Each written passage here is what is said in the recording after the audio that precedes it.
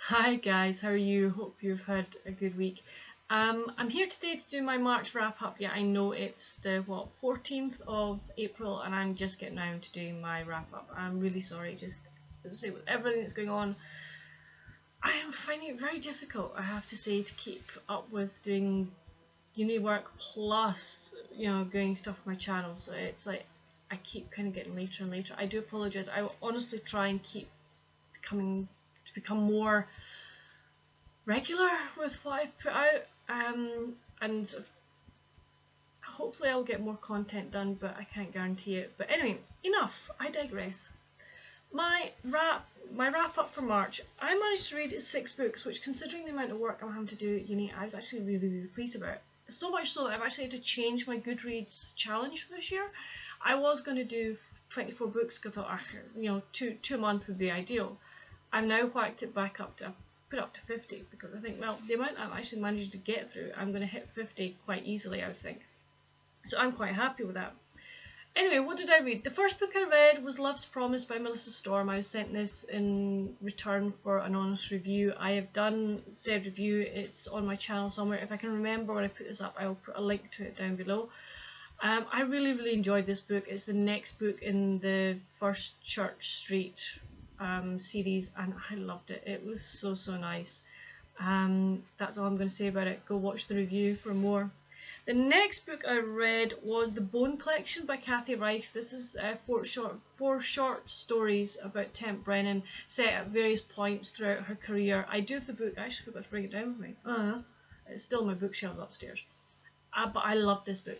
I absolutely loved it. I love Kathy Reichs anyway. I really enjoy the Temp Brennan series. So to get more background about Temp in various situations throughout her career was really nice.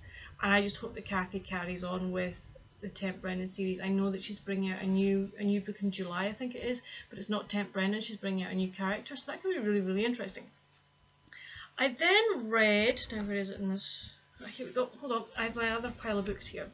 I then read Sarah Morgan's Suddenly Last Summer. I've read the first book and the third book in the series, and this was the second one, and I have to say I really enjoyed it. This story is about Elise and Sean.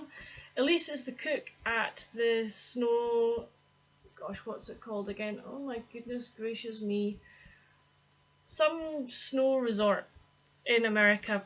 Sorry, can't remember the name. But she's the cook, and she counts on the O'Neill family as her family because various things happen to her that she doesn't have a family any longer. But she's always been attracted to Sean, who's almost like the family black sheep, and he doesn't work at the resort. He works as an orthopedic surgeon elsewhere. And his grandfather takes ill. He comes back to the resort and ends up helping out. Has always had feelings for Elise, and like the summer before, previously to this book, they had acted on those feelings on a one-night stand, and then they kind of just shut it off. But now that he's back, and he's back there kind of full time for a while, things develop, and it's their story, and it's lovely. It is so nice. She has to confront things in her past, and so does he. And it's just a nice way that they support each other and do things, help each other through.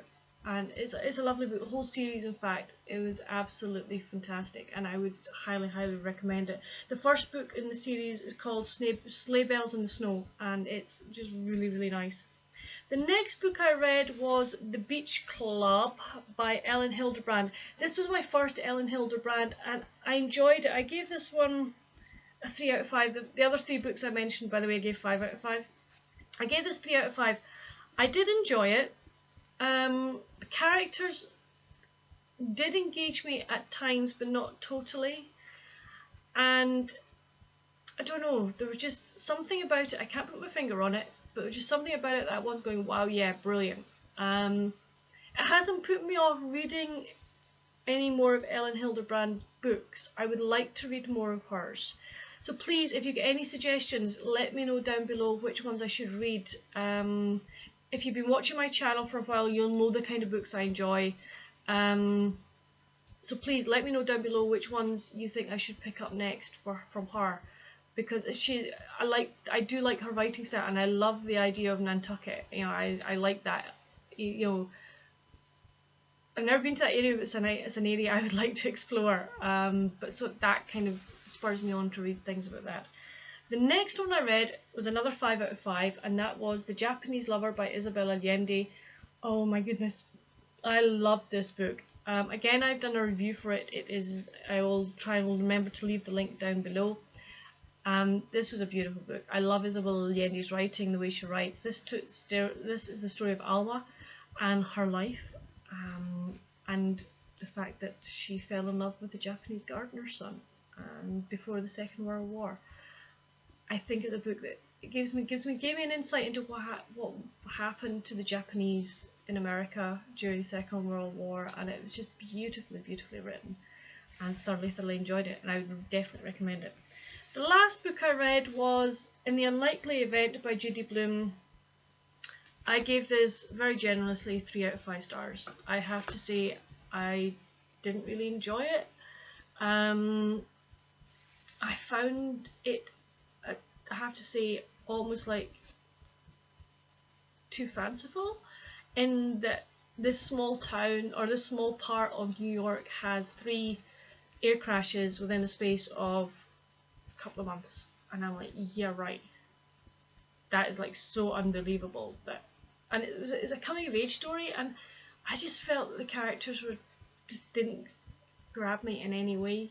I actually honestly thought of DNFing it, but I didn't. I decided to see it through to the end. But no, not my finest reading moment, I have to say.